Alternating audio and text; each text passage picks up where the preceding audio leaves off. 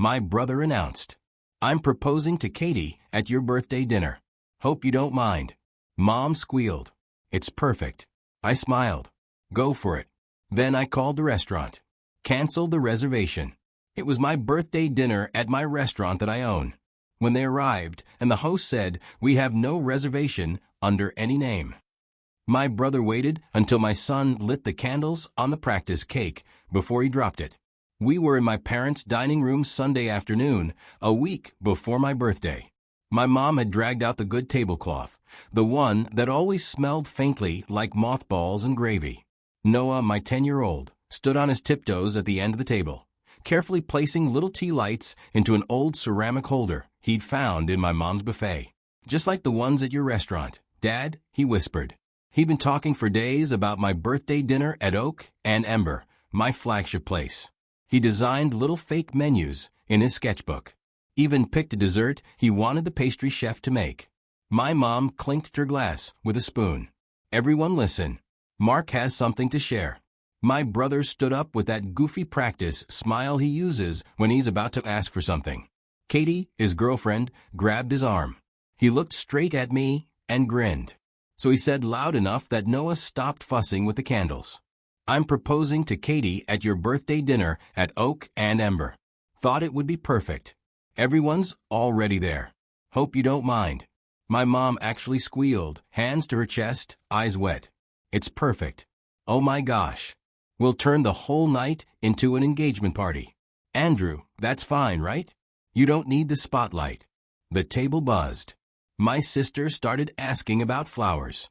My dad muttered something about, "Finally, some good news." Someone joked about upgrading my birthday to something more important. Noah was still holding a box of matches, staring at the candles he'd just lined up. "Wait," he said, voice small. "But it's Dad's birthday." My mother didn't even look at him. "Sweetie, your dad's had lots of birthdays. Your uncle only proposes once." Everybody laughed. I felt my throat tighten. Noah's shoulders dropped. He closed his sketchbook, the one with the little mock-up menu he'd drawn, and slid it off the table like he was hiding something embarrassing. Mark raised his glass toward me. "You're cool with it, right? Free food, nice wine, romantic setting. Win-win." All eyes went to me. I swallowed. My hands were shaking under the table, but my voice came out steady. "Go for it," I said. My mom clapped. Katie giggled and kissed Mark's cheek. The conversation moved on to rings and photographers, and where she'd sit in the pictures. Noah carefully blew out the unlit candles and whispered, "Maybe we don't need a cake." Then, like he was apologizing for even suggesting it. I smiled and ruffled his hair, but inside something shifted. Not snapped. Not yet, just shifted. I'm Andrew, 41. I live in Chicago, and I own a small network of high-end restaurants. Oak and Ember is the crown jewel. There's also a French-inspired bistro in the West Loop, a sushi place in River North, and a steakhouse out in the suburbs. I started as a line cook in my 20s and worked until my knees and back hated me. I built the first restaurant on loans and used equipment. Now I employ 120 people and spend more time looking at spreadsheets than sauté pans. I'm also a single dad. Noah lives with me during the week and spends every other weekend with his mom in Milwaukee. He's quiet, thoughtful, the kind of kid who asks the waiter how their day is going. He sketches constantly. Menus, buildings, weird little creature chefs. My office at Oak and Ember is wallpapered with his stuff. My family loves the idea of what I do. They love saying my son owns restaurants to their friends. They love posting pictures from my dining rooms, tagging the location like it's a trophy. They also love the discounts. I've hosted my parents' anniversary dinners at cost for years. I catered my sister's entire wedding at a 70% discount and never saw a thank you card. When my dad retired early, I covered 3 months of their mortgage just until the pension kicks in. When Mark and Katie wanted to move into a nicer condo, I co-signed. When that wasn't enough, I sent them $500 here, $1,000 there. It's not charity, my mom would say. It's family investing in family. Funny how the investment only ever seemed to go one way. Noah, meanwhile, has always been an accessory in their version of my life. They forgot his birthday once. Not the date, just the fact that it was happening. We showed up for Sunday dinner, and there was nothing. No card, no cake. My mom said she'd lost track of the days. The next week, she threw a party for my niece's dog turning 1. At Thanksgiving, they did grandkids' photos 3 times, and somehow Noah was in exactly one of them. The one my mother never posted. When he had a school art show last spring, he begged them to come. He'd painted a little city scene, tiny restaurant on the corner with oak and ember on the awning. My mom said they were too tired. That same night, they drove 40 minutes to watch my nephew practice baseball. I kept telling myself they were just clueless, old-fashioned, bad with schedules. I kept bringing Noah, kept showing up, kept picking up checks at restaurants I owned when they forgot their wallets. I thought if I kept making it easy, eventually they'd see him. See us? The week before my birthday, Noah talked about the dinner nonstop. Will we sit at the chef's table? He asked, legs swinging at the breakfast bar. Yeah, I said. I already blocked it. You can watch service. Maybe plate dessert with Maya. Maya is my pastry chef. She lets him dust powdered sugar and place mint leaves when it's slow. She calls him Chef Noah, and he glows for an hour afterward. He'd drawn a little menu for my birthday. Starter, Dad's favorite salad, the one with the burnt lemon dressing. Main, steak, like at home but better. Dessert, chocolate tour with candles, 10 for me, 41 for you. Dad, that's a lot. He showed it to my mom after Mark's big announcement. She glanced at it.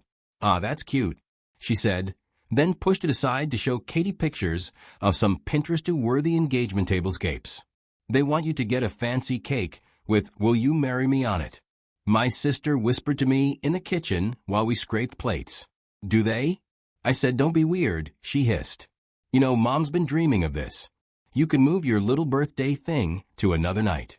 My little birthday thing. I thought about how many events of theirs I'd hosted. The golden anniversary with a live jazz trio. I comped the time I closed an entire dining room for my cousin's graduation. The way my parents bragged that Andrew takes care of us. I thought about Noah's face when my mom said my birthday didn't matter. They've been punishing me in small ways ever since I stopped one thing. 2 years ago, I refused to put my parents on the payroll as consultants. My dad had this idea that I should pay them a monthly thank you stipend for raising a business owner. I'd said no. Not angrily, just firmly. I helped with bills, sometimes. But I wasn't going to invent jobs. They didn't forgive that. They just got quieter with the digs, colder with Noah, and more entitled with the restaurant. So, when Mark turned my birthday dinner into his proposal stage, it wasn't just one selfish moment. It was the whole pattern wearing a ring. That night, after I tucked Noah into bed, I sat at my kitchen table with my laptop open and my restaurant management app loaded. I stared at the reservation. Oak and Ember, private chef's table, 14 guests. Andrew M., 7 o'clock p.m. I remembered Noah's whisper, just like the ones at your restaurant, Dad. I could have called my mom. I could have had a big speech, demanded they respect my kid, asked them nicely not to hijack the evening. Instead, I picked up my phone, called the restaurant, and asked for Lena, my general manager. Hey, boss, she said. Everything okay? Yeah, I said.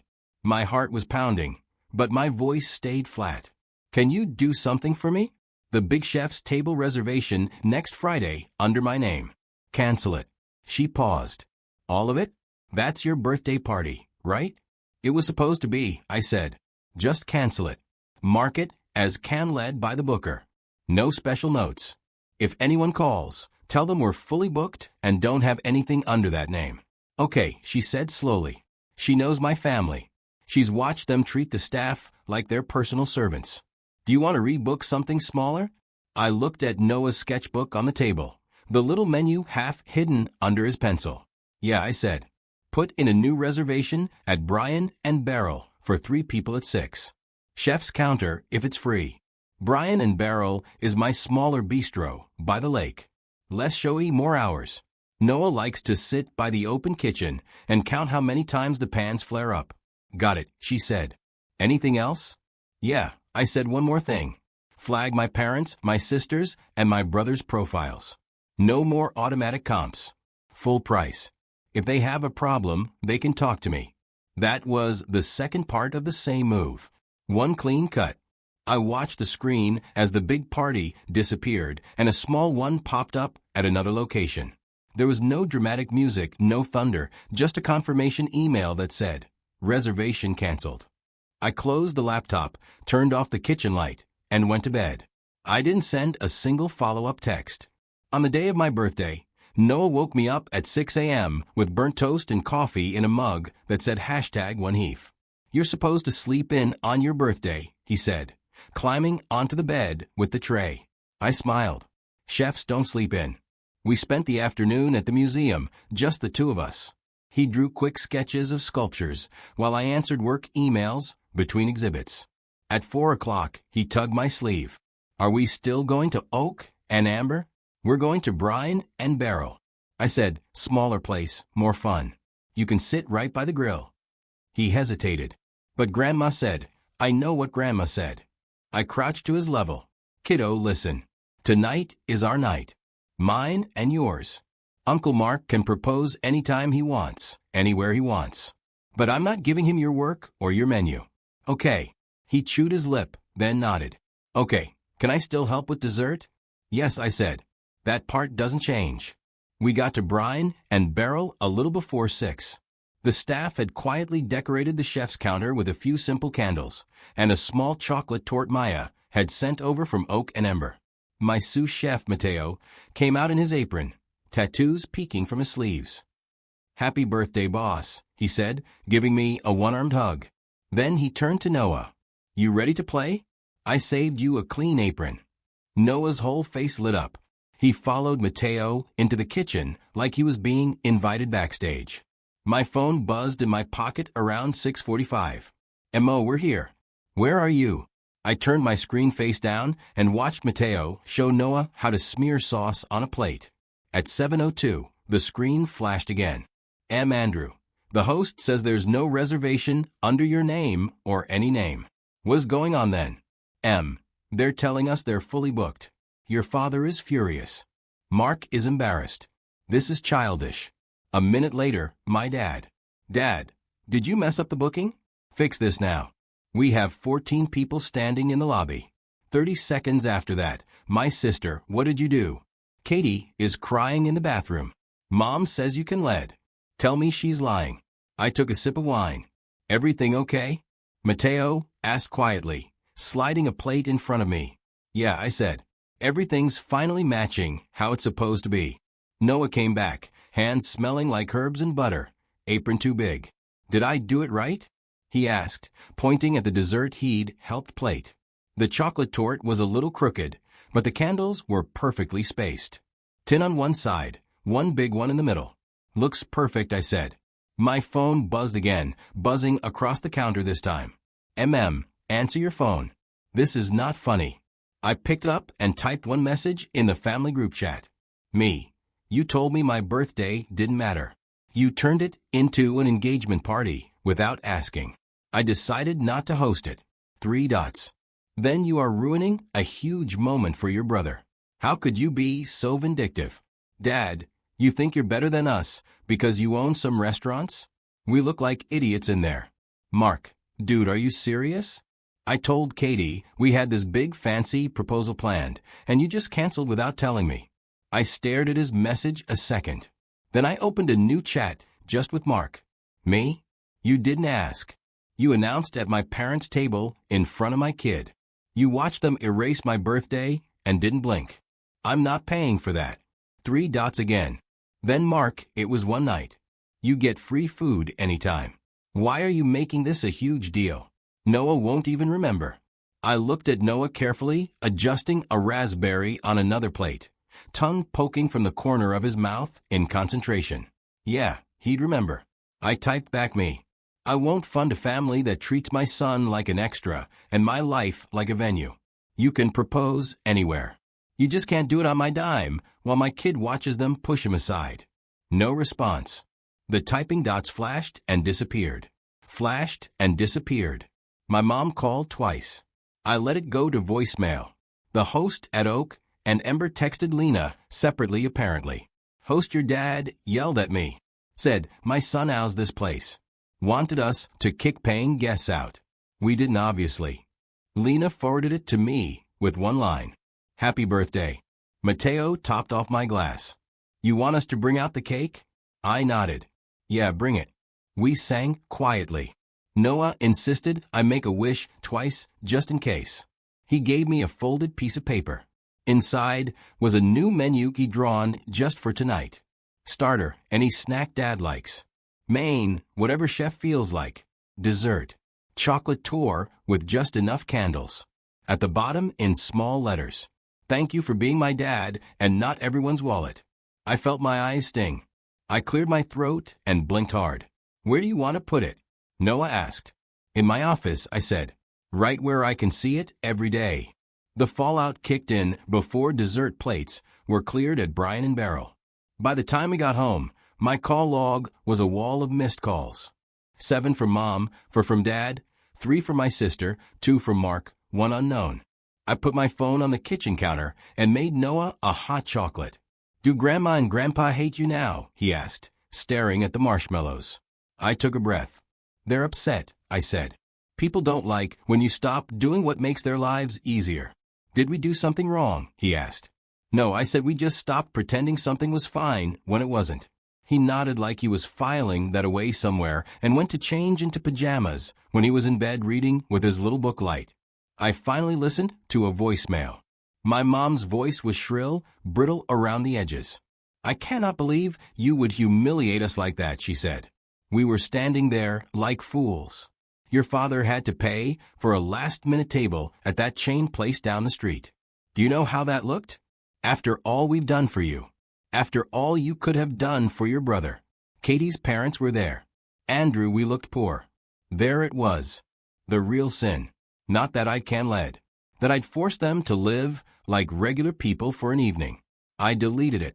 Mark's voicemail was worse in a different way. Man, I don't even know what to say. He started. Katie's devastated. She thinks you hate her. I told her you were just stressed from work. Could you at least apologize to her? You could have just told us no. You didn't have to play games. Games, right? My sister texted me a photo of Katie's tear-streaked face in some generic restaurant ring box on the table next to a plate of limp pasta. As guests, hope you're happy. This was supposed to be special. I didn't answer. Instead, I sent one final text in the family chat. Me. Going forward, you'll need to book my restaurants like everyone else. No more automatic tables. No more. Put it on Andrew's tab. If you can't treat my son like family, you don't get the perks that come with being mine. I put my phone on Do Not Disturb and went to bed. The next morning, my dad showed up at my apartment. No warning. Just 3 heavy knocks that rattled the hallway. Noah was halfway through his cereal and froze when he heard the sound. Stay here, I said. I'll handle it. I opened the door only as far as the chain would allow. My dad stood there in his good coat, hair not brushed, eyes bloodshot. We need to talk, he said. I'm getting Noah ready for school, I said. Now isn't a good time. He put his hand on the door, testing the chain like he might just rip it off. What you did last night was cruel. What I did was cancel a reservation I made with my own business, I said. I didn't scream at a host making minimum wage. I didn't shove my priorities onto everyone else. You embarrassed your mother, he snapped. You embarrassed your brother. Do you know what it was like standing there being told? We have no reservation under any name. People were staring. Yeah, I said. I do know what it's like to be told you're not on the list. No one knows too. He frowned. What does that mean? It means I said I watched you all erase my kid's excitement like it was nothing. I listened to Mom say my birthday didn't matter in front of him. That your other kids' milestones were more important. That was my line. He actually scoffed. You're making this about a child's feelings? He'll get over it. No, I said he won't. And I won't teach him that letting people walk all over him is the price of being family. He leaned closer after everything we've done for you. I laughed. It wasn't nice. It just came out. Dad, I said, you haven't paid for a meal in one of my restaurants in 5 years. I covered your mortgage when you retired. I co-signed Mark's condo. I catered Lauren's wedding at a loss.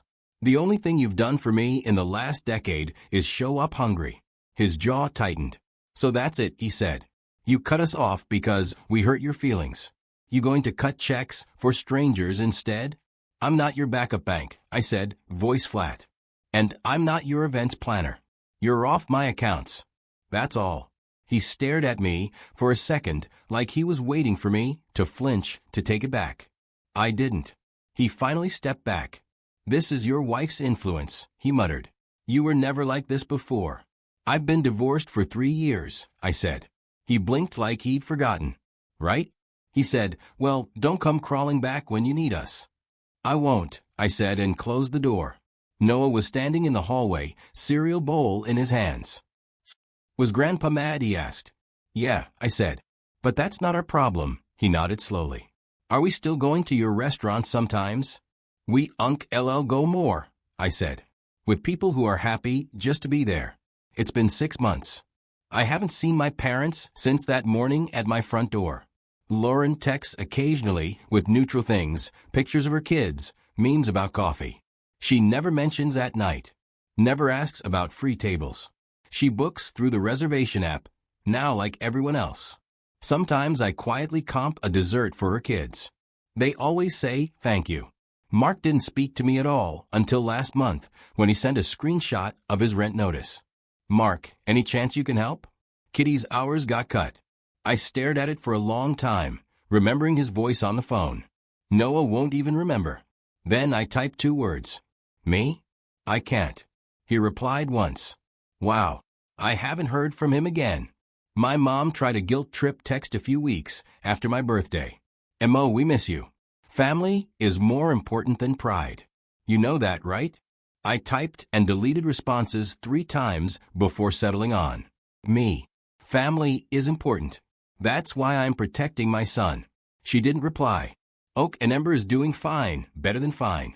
Without my family's comp tabs, the monthly reports look cleaner.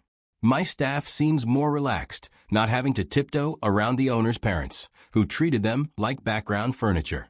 On my office wall, right above my desk, Noah's birthday menu is pinned with a thumbtack. The one that says, thank you for being my dad, and not everyone's wallet. We started a new tradition this year. Instead of trying to wedge ourselves into whatever my parents are doing for holidays, I close brine and barrel early one Sunday in December. Staff can bring their kids if they want. We push tables together, eat family meal, and let the little ones decorate sugar cookies. This last one, my Aunt Teresa showed up with a pan of lasagna and a hug that lasted a little too long. I always wondered when you'd stop letting them use you, she said into my shoulder. Your dad's furious, but your cousins? They're proud. Noah spent most of the night in the kitchen rolling dough with Maya and piping crooked icing trees on cookies. At one point, he ran over to me, cheeks flushed. Dad, he said, can we do this every year? This is like our restaurant Christmas. Yeah, I said, we can. At the end of the night, when the last staff kids had left, I set 2 empty chairs at the end of the long table, without really thinking about it. Habit, maybe. One for my mom, one for my dad. No one noticed. Are those for Grandma and Grandpa? He asked. They're for whoever decides to show up and be kind, I said. He thought about that, then shrugged and set his stuffed fox on one of the chairs. Then Mr. Fox is coming, he said.